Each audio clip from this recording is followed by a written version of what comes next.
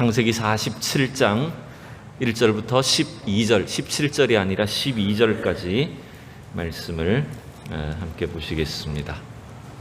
저와 여러분이 한 절씩 교독하시겠습니다. 제가 1절 먼저 읽고 여러분 2절 읽겠습니다.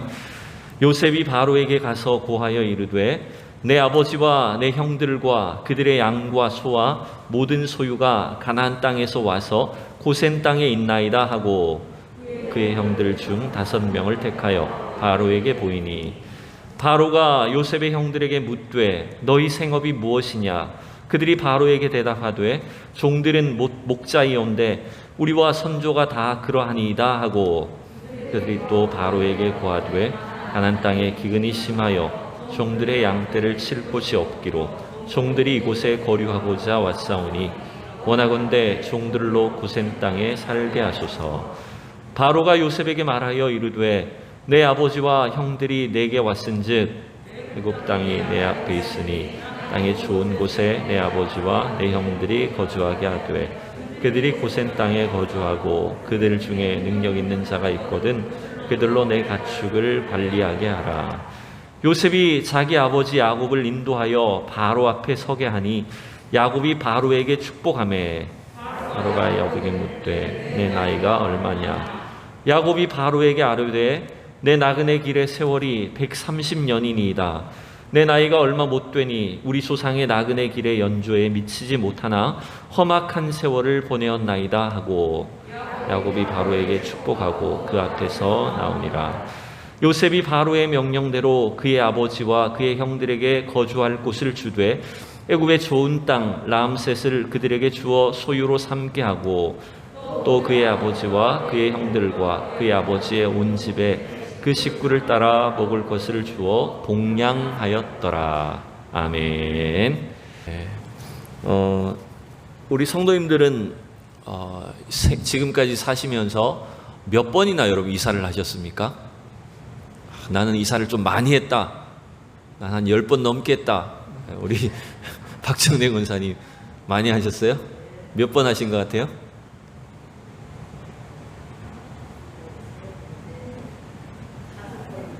한 5번, 6번째. 예, 그래요. 우리는 일생을 살면서 사실은 뭐 계획을 하든 계획을 하지 않든 이렇게 어쩔 수 없이 한 곳에 머물지 못하고 또 이사를 해야 되는, 옮겨 다녀야 되는 그런 생애를 살기도 합니다. 저는 가만히 이제 제가 뭐 이사는 아니더라도 고등학교 때부터 집을 떠나서 살았으니까요. 중학교를 졸업하고 이제 고등학교 때부터는 자취 생활을 했고 자취하고 기숙사 다니고 하여튼 뭐 하숙도 해봤고요. 남의 집에 얹혀서도 좀 살아봤고 하여튼 별하별 방식으로 다양하게 살아봤는데 그걸 다 계산을 해보니까 10번도 넘는 것 같아요. 예. 결혼하고 나서 이사를 한 것만 해도 한 6번은 되는 것 같고 그 이전에 막 이리저리 옮겨 다닌 걸 하면은 굉장히 많이 아마 이사를 한 것 같습니다. 우리 한번 옆에 분들에게 앞뒤로 한번 고생하셨네요 이렇게 인사합시다. 네. 물론 또 좋은 집으로 또 좋은 아파트를 사서 또 이사를 하는 건 좋은 일이지만 사실 우리의 인생 속에는 이렇게 생각하지 않은 기대하지 않은 이런 옮겨 다녀야 되는 일들이 사실은 많이 있죠. 창세기를 우리가 이제 47장을 함께 보게 되었는데 이제 창세기의 거의 마무리가 되는 내용이죠. 그래서 이 야곱의 생애, 요셉의 생애가 이제 애굽에 정착을 하게 되는 그 과정이 오늘 이 47장에 기록되어 있는 걸 여러분 볼 수가 있습니다. 여러분 그런데 우리가 이 성경을 읽으면서 창세기를 읽으면서 야곱과 요셉 개인의 어떤 가정사 혹은 개인의 역사 속에 참 이런 굴곡이 있었고 이런 어려움 끝에 하나님 복을 주셨다. 낙을 누리게 되었다. 여러분 단순히 이 정도로만 생각하면 안 됩니다.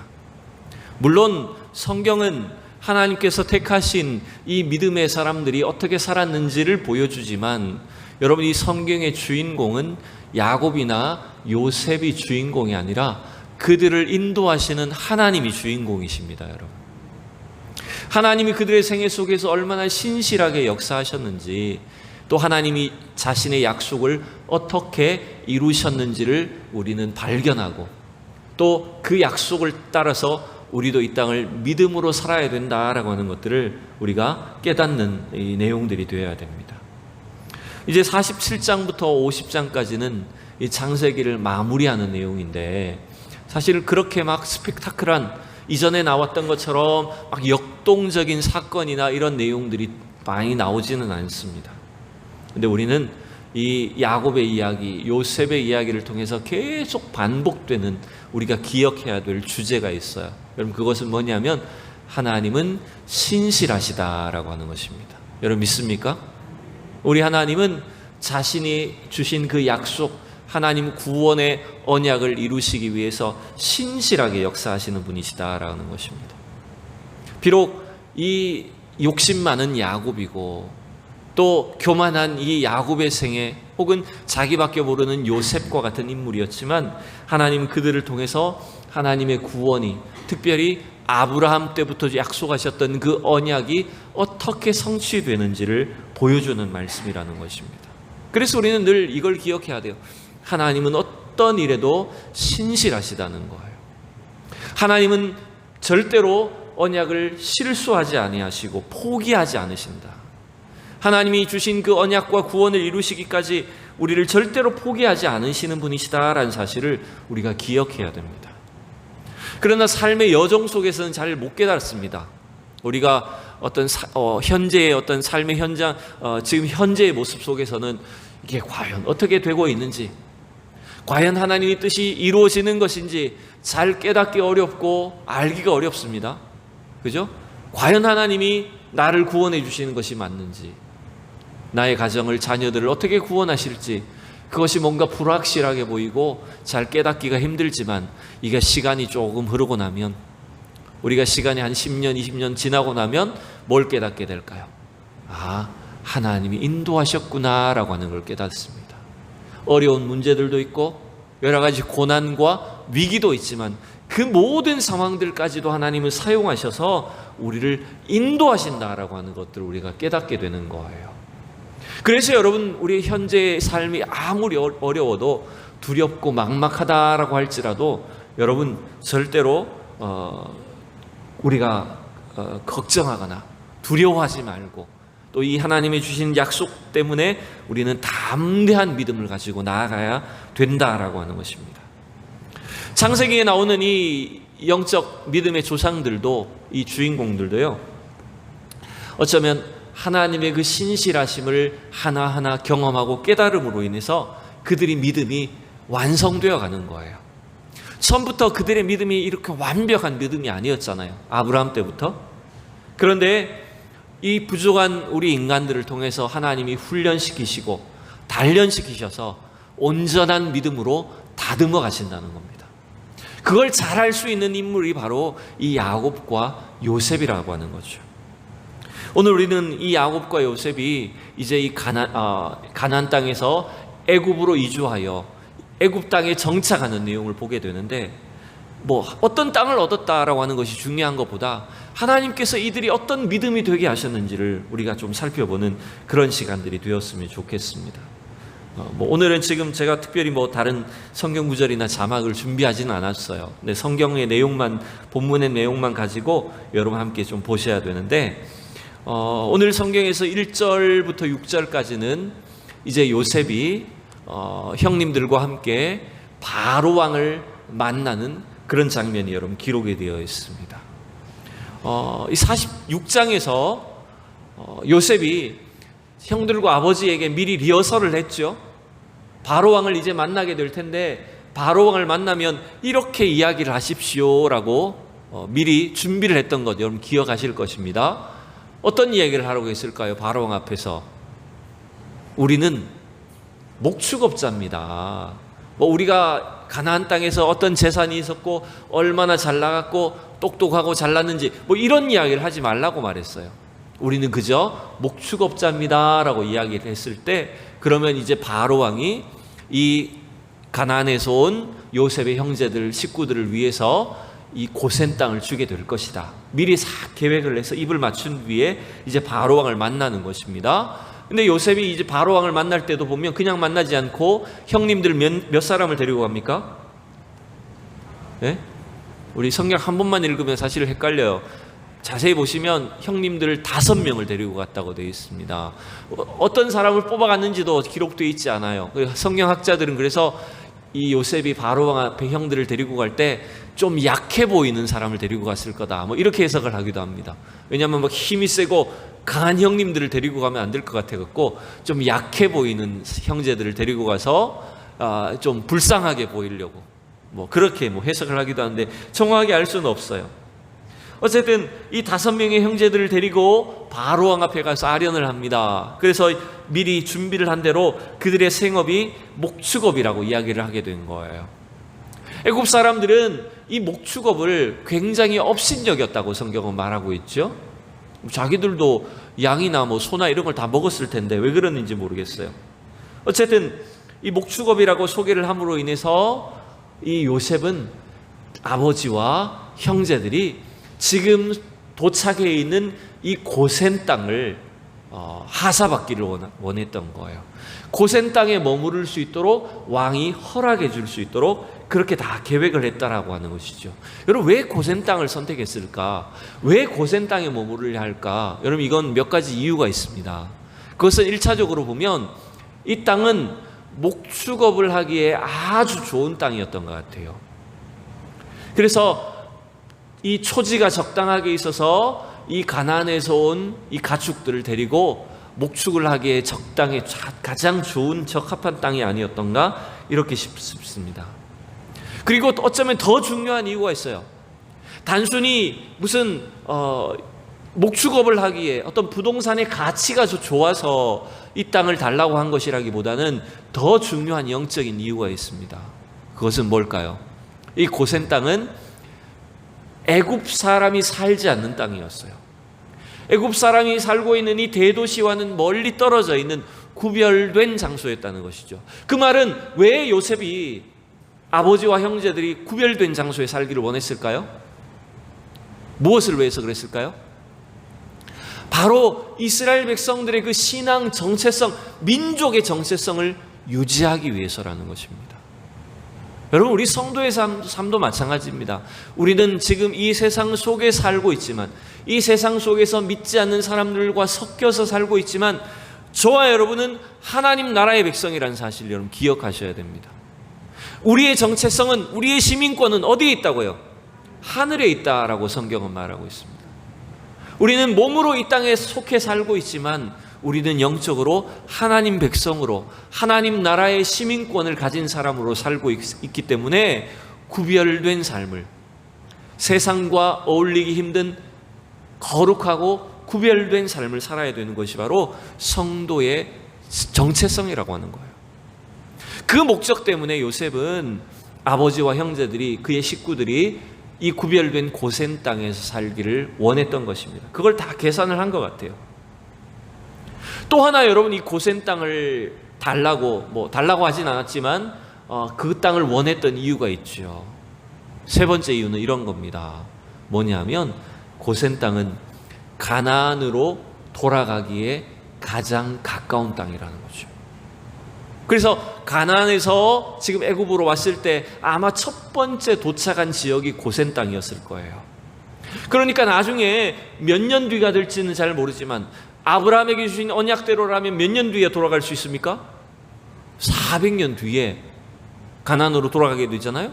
그러면 그들이 믿음의 민족적인 정체성을, 신앙의 정체성을 지키고 구별된 삶을 산 뒤에 가나안 땅으로 다시 돌아갈 때 가장 출발하기 좋은 곳, 가장 가나안 땅이 가까운 곳이 바로 이 고센 땅이었다는 거예요.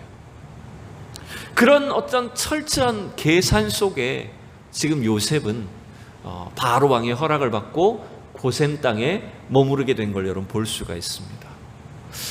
여러분, 저는 이 구절을, 이 내용들을 가만히 보면서 야곱도 마찬가지고 요셉도 마찬가지인데, 옛날 같으면, 예전의 야곱 같으면 어떤 땅을 달라고 했을까요? 이왕이면 옛날 바다나람에서 가나안 땅으로 들어왔을 때 그때 야곱이라면 어떤 땅을 달라고 했을까요? 이왕이면 대도시에, 앞으로 개발 호재가 있는 곳에, 그죠? 지하철이 뚫릴 만한 곳에, 부동산이 앞으로 여기가 대박 날 거야, 이런 계산을 해서 그런 땅을 얻기를 원했지 않을까요? 그런데 지금 20여 년이 흐른 뒤에 이 야곱과 요셉은 뭔가 많이 달라졌다는 걸 여러분 느끼게 됩니다. 뭔가 변화된 거예요. 이 말은 어쩌면 그들에게 일어났던 이 어려운 고난을 통해서, 이 힘든 시련을 통해서 훈련된 사람들이 됐다는 것입니다. 여러분, 우리 성도는 다른 게 아니에요.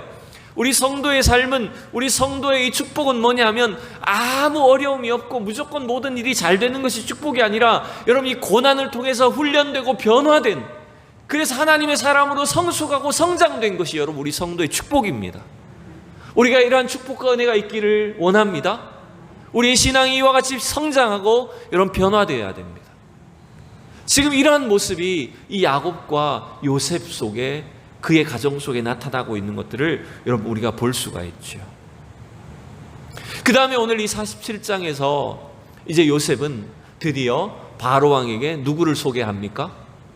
1절에서 6절까지는 형제들이 바로 왕 앞에 인사를 하게 되고 소개를 하게 되고, 그 다음에 7절부터 12절까지는 누가 바로 왕을 만나게 합니까? 요셉이 누구를 데리고 가요? 자기 아버지 야곱을 바로 왕 앞에 이제 만나게 합니다.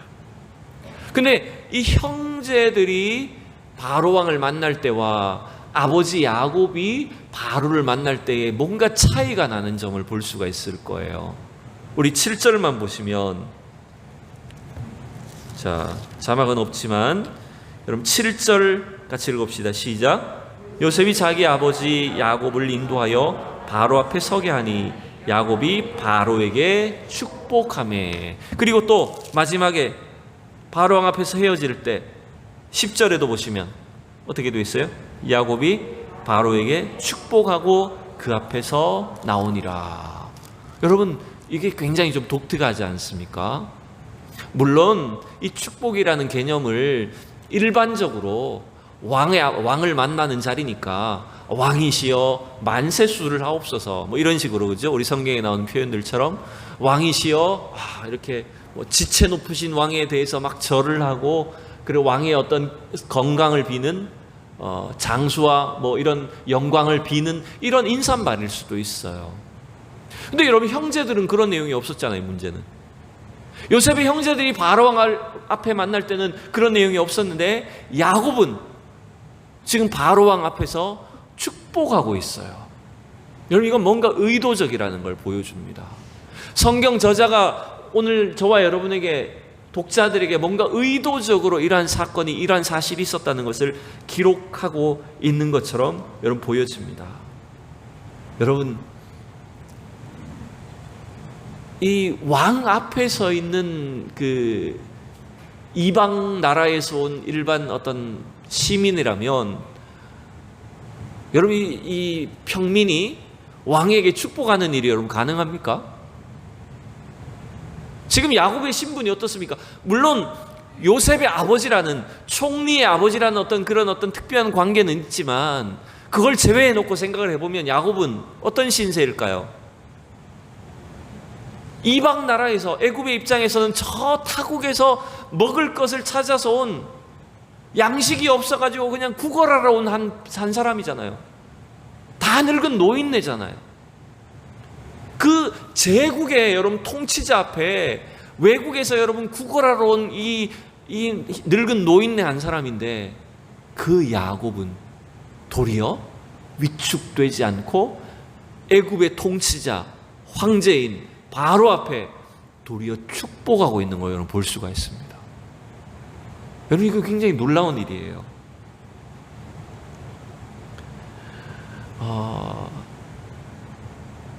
그는 초라한 130이 된 노인에 불과하지만, 여러분 이 야곱의 신분은, 정체성은 이스라엘이라고 하는 민족의 왕으로서 혹은 대표자로서 지금 바로 앞에 서 있는 것입니다. 여러분, 이게 중요한 겁니다. 그래서 그런지 바로 왕이 야곱의 나이를 묻습니다. 네가 나이가 몇이냐? 물론 우리말에는 지금 반말한 것처럼 하지만 이게 뭐 굳이 뭐 반말이다, 뭐 이게 뭐 큰 의미는 없는 것 같아요. 바로가 야곱에게 묻되 네 나이가 몇이냐? 야곱이 뭐라고 대답해요? 바로에게. 자, 9절 읽어봅시다. 9절 시작. 야곱이 바로에게 아뢰되 내가 나그네 길의 세월이 130년이니이다. 내 나이가 얼마 못 되니 우리 조상의 나그네 길의 연조에 미치지 못하나 험악한 세월을 보내었나이다. 이렇게 대답을 합니다. 여러분, 이 애굽 사람들은요, 이 장수하는 것과 그리고 죽은 뒤의 내세에 대해서 굉장히 많은 관심을 갖고 있었다고 합니다. 그래서 왜 우리가 그 이집트 피라미드나 그런 관련된 영화나 이런 걸 보면 왜 그렇게 무덤을 크게 지어 놓을까요? 왜 그 무덤 안에다가 막 온갖 화려한 장식들을 넣어놓고 막 각종 막 동물의 문양들 막 그림들 새겨놓고 어마어마한 막 이런 무덤을 만들어 놓잖아요. 왜 그렇게 할까요? 그 사람들 뭘 생각하는 걸까요? 죽음 이후에 내세의 삶에 대해서 굉장히 관심이 많은 거예요. 거기서 뭔가 막 화려하게 잘 죽음 이후에도 그 잘 살기를 바라는 그런 마음이 이 애굽 사람들에겐 특별히 강했다는 거예요. 근데 이 바로 왕이 봤을 때 이 이방 나라에서 온 야곱이 보니까 자기들보다 훨씬 더 오래 산 거예요. 보통 이때 오래 살아봐야 한 100세 정도라고 볼 수 있는데 지금 이 야곱은 벌써 몇 세를 살았어요? 130세를 산 노인이에요. 그러니까 이 야곱이 비록 그의 외적인 신분은 먹을 것을 찾아온 난민에 불과하지만, 다 늙은 노인네에 불과하지만, 야곱은 하나님 나라를 대표하는 이스라엘이라고 하는 한 민족을 대표하는 인물로서 지금 바로 왕 앞에 서 있다라고 하는 걸 여러분 볼 수가 있습니다. 그래서 여러분, 이 야곱은 도리어 바로 왕을 축복합니다. 여러분, 이걸 기억하십시오. 성도는 세상을 축복하는 사람들입니다. 여러분 믿습니까? 여러분, 놀랍게도 이 약속은 언제 주신 약속일까요? 하나님이 아브라함을 처음 부르셨을 때 뭐라고 약속하셨을까요? 너를 축복하는 자를 내가 축복하고 너를 저주하는 자를 내가 저주하리니 너는 복의 근원이 될지라 라고 약속하셨잖아요. 여러분, 그 아브라함에게 주셨던 언약, 약속대로 야곱에게 그대로 이루어지는 걸 여러분 볼 수가 있는 겁니다. 그 아브라함의 언약대로 야곱은 비록 난민에 불과하지만 도리어 애굽의 왕을 축복하는 자리에 올라간 거예요. 여러분, 우리 성도에게 주신 하나님의 은혜와 복이 있다면 이것이라고 생각합니다. 여러분, 가는 곳마다 하나님의 복이 선포될 수 있기를 원합니다. 여러분들 가는 곳마다 사람들이 복을 받아야 됩니다. 여러분들이 만나는 사람마다, 직장마다 야, 하나님의 복이 이런 것이구나 하는 것들을 경험할 수 있는 그런 축복의 사람들이 될 수 있기를 원합니다. 여러분, 이게 바로 이 야곱이 지금 뭔가 달라졌다는 거예요. 과거의 야곱이라면 외삼촌 집에 갈 때 그의 형과 경쟁할 때 야곱은 어떤 사람이었습니까? 어떻게 하면 내가 더 복을 받을까? 내가 더 많은 것을 차지할까? 그죠? 어떻게 하면 땅을 조금이라도 가질까? 여러분, 여기에 관심이 있는 사람이었다는 거예요. 근데 지금 야곱은 변화됐어요.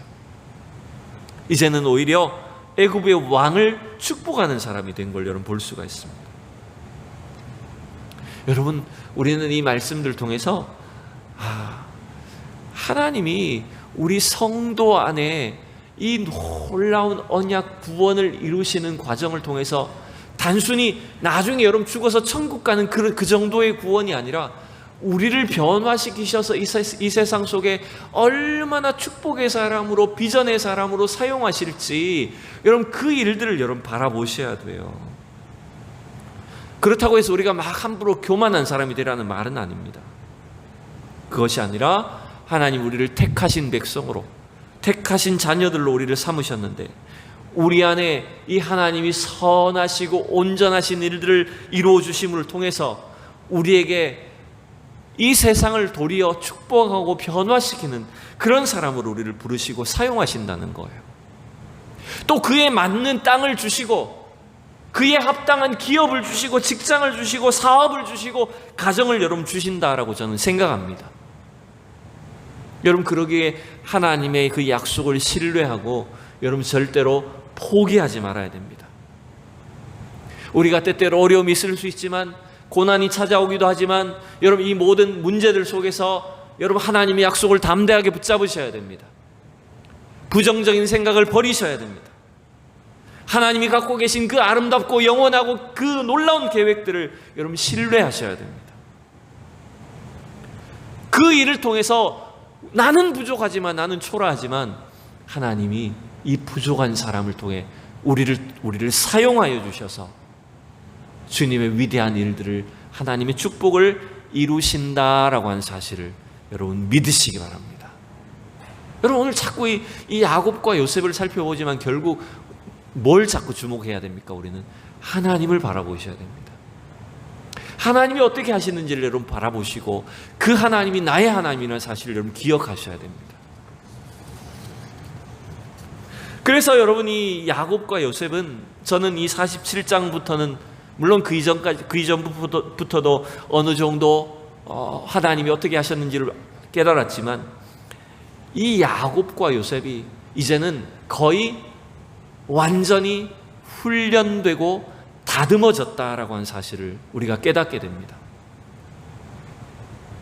야곱과 요셉은 바로 앞에 서서도 당당하게 이야기를 합니다. 또 41장 이제 13절부터 내용을 살펴보면 우리가 읽진 않았지만 이 요셉이 애굽의 총리로서 남아있는 이 기근 동안 가뭄 동안 어떻게 애굽을 통치하는지의 내용이 쭉 기록되어 있습니다. 하나님이 주신 지혜를 통해서 요셉이 애굽의 온 땅을 애굽 백성들을 어떻게 통치하고 다스려서 이 기근을 지혜롭게 돌파하는지가 나와 있는 것이 그 뒤의 내용입니다. 그리고 이제 47장의 제일 마지막 부분에 보면 27절부터 31절에는 어떤 내용이 있냐면 아버지 야곱이 이제 죽음이 임박한 내용이 나옵니다. 몇 세를 살았다고 애굽 땅에서? 몇 년을 더 살았어요? 17년을 더 살았습니다. 그럼 몇 살까지 산 거예요? 네, 147세가 된 겁니다. 야곱이 애굽 땅에 17년을 더 살고 147세가 되어서 이제 자기에게 죽음이 임박했다는 사실을 깨닫고 아들 요셉에게 무슨 이야기를 남깁니까? 무슨 부탁을 해요? 우리가 본문에 읽진 않았지만 내용은 이래요. 야곱에게 자기가 죽거든 나를 어디로 데리고 가라고요? 어디에다 묻어달라고요? 가나안 땅에, 약속의 땅에 나를 데려다 거기서 장사를 지내라. 약속의 땅에 묻어달라. 그것이 이 아버지 야곱의 부탁이었어요. 여러분 이 내용이 단순히 난 고향 땅에 묻히고 싶어, 여러분 이 정도의 것이 아니라 이들의 마음속에는 야곱과 요셉과 그 자손들의 마음속에서는 어떤 하나님의 계획이 분명히 살아있는 겁니까? 우리는 반드시 가나안에 가야 된다는 우리는 반드시 가나안 땅으로 돌아가야 된다라고 하는 그 하나님의 계획 언약을 분명히 붙잡고 있다는 거예요. 여러분 우리 성도의 신앙도 마찬가지입니다. 우리는 어디로 가야 되는 사람들일까요? 산성동으로? 우리는 하나님 나라 본향을 향해 가야 되는 사람들입니다. 이 땅에서도 열심히 살아야 되지만, 이 땅 가운데서도 하나님이 주신 은혜와 복으로 잘 살아야 되지만 여기에 삶이 전부가 아니라는 거예요. 이 땅의 삶이 마무리가 아니고 끝이 아니라 우리는 영원한 하나님 나라 천국으로 돌아가야 될 사람들이라는 사실을 우리는 기억해야 된다는 거예요. 여러분 놀랍게도 이 야곱과 요셉은 저는 그렇게 생각합니다. 이들에게 있었던 최소한 지난 20여 년간의 그 고난의 훈련이 야곱과 요셉을 이렇게 다듬고 그의 믿음을 완성시키셨다는 거예요. 여러분이 그 전에 야곱과 요셉은 어땠을까요? 20여 년 전에 야곱과 요셉은 어떤 사람이었을까요? 아버지 야곱은 여전히 자기의 욕심을 추구하는 사람이었어요. 자녀들을 온전히 사랑하지 못하고 이 막내 요셉과 베냐민만 사랑하는 편애하는 아버지였어요. 어떻게 하면 남보다 더 많은 것을 가질까? 늘 이기적이고 탐욕이 가득한 인물이 바로 야곱이었습니다. 요셉은 어땠을까요? 20여 년 전에 요셉은 어땠을까요? 물론 그가 악의적인 것 생각은 없었지만 아버지의 편애를 받고 자란 이 요셉은 자기밖에 모르는 인물이었어요. 형들의 마음을 깨닫지 못하는 그런 철이 없는 소년이었습니다.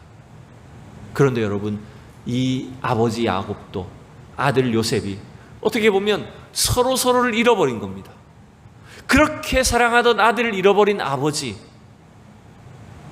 그리고 자기밖에 모르던 아버지와 그 모든 가족들을 잃어버리고 노예가 되어버린, 죄수의 신분이 되어버린 그 요셉, 이 두 사람의 운명은 어쩌면 왜 이런 일이 일어나는지, 왜 이런 고난이 있고 고통이 있는지 전혀 알 수 없는 그런 힘겨운 시간들을 20여 년을 보냈습니다.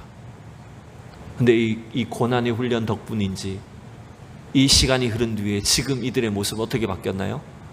이들은 지금 그 고난을 통해서 다듬어지고 훈련된, 그들의 믿음을 하나님께서 온전하게 만들어 가셔서 이제는 그 하나님의 언약, 그 하나님의 약속을 분명히 신뢰하는 그런 온전한 믿음의 사람들로 다듬어 가신 걸 우리가 볼 수가 있습니다. 여러분, 우리의 인생도 마찬가지입니다. 하나님이 이유 없이 고난을 주시지 않습니다. 아무 이유 없이 우리에게 어려움이 있지 않습니다. 하나님은 이 고난을 통해서, 시험과 연단을 통해서 우리를 훈련시키시고 다듬으셔서 하나님 주신 그 온전한 믿음의 사람으로 우리에게 채워주시기를 원하십니다. 우리를 사용하기를 원하십니다. 여러분, 우리가 아까 예배 전에 준비 찬양을 하시면서 불렀죠. 여러분, 약할 때 강함 되신다. 우리의 연약함을 통해서 하나님이 능력을 베풀어 주십니다. 우리의 위기와 고난을 통해서 하나님이 일하고 계시고 그 어려움을 통해서 하나님 우리를 다듬어 가기를 원하신다는 것입니다. 여러분, 우리는 이걸 확신하셔야 됩니다. 여러분, 일이 잘 되고 술술 풀리는 것만 하나님의 인도하심이 아니라 고난을 통해서도 하나님이 인도하심을 여러분 믿으시기 바랍니다. 질병을 통해서도 하나님 일하신다는 것입니다. 역경을 통해서도 하나님은 우리에게 신실하게 역사하시고 우리를 인도하셔서 하나님이 사용하시는 그런 온전한 믿음으로 우리를 다듬어 가시고 아름다운 믿음의 꽃을, 열매들을 맺게 하실 줄로 믿습니다. 여러분, 이 사실을 확신하고 더욱더 주어진 우리의 삶의 현장 가운데서 굳건한 믿음으로 나아갈 수 있기를 축복합니다. 담대한 믿음으로 고난을 이겨내기를 원합니다. 하나님 신 놀라우신 은혜와 축복을 날마다 경험하고 하나님의 인도하심을 마음껏 찬양하는 저와 여러분의 생애가 될 수 있기를 축원합니다. 기도하겠습니다. 살아계신 하나님, 은혜를 감사합니다. 오늘도 우리의 생애 속에 하나님 역사하여 주시고 하나님 은혜를 베풀어 주시니 참으로 감사합니다. 하나님, 지나온 시간들 동안 우리는 잘 깨닫지 못하지만 하나님은 여전히 살아계셔서 신실하게 인도하셨고 우리를 다듬으시고 훈련시키셔서 하나님 우리의 믿음을 인도하여 주신 것을 믿고 감사드립니다. 하나님, 어떤 역경과 고난 속에서도 견딜 수 있게 하여 주시옵소서. 하나님, 더욱더 우리의 신앙이 다듬어지게 하여 주시옵시고 하나님이 사용하시는, 또한 이 세상을 향해 하나님의 놀라운 축복과 은혜를 드러내고 증거하는 우리 모든 성도들이 되게 하여 주시옵소서. 특별히 어려움과 고난 속에 있는 자들을 위로하여 주시옵소서. 주님의 약속을 신뢰하며 이 고난과 역경을 통과하는, 승리하는 믿음이 되게 하여 주시옵소서. 감사드리며 예수 그리스도의 이름으로 기도하옵나이다. 아멘.